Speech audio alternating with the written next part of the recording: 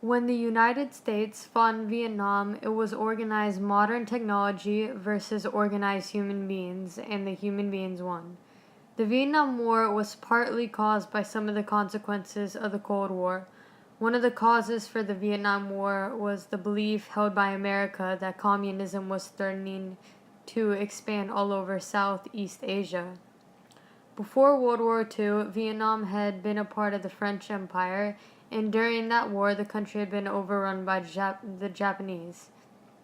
When the Japanese retreated, Vietnam established their own government, but after the war, the Allies gave back South Vietnam to the French, and the North was just left in the hands of the non-communist Chinese. After the Chinese pulled out of North Vietnam, the French stated their intention of reclaiming the North.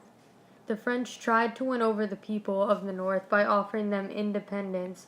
However, the people would not be allowed to do anything without French permission. I also learned about Kennedy in the war. He agreed with harassing and sabotaging North Vietnam.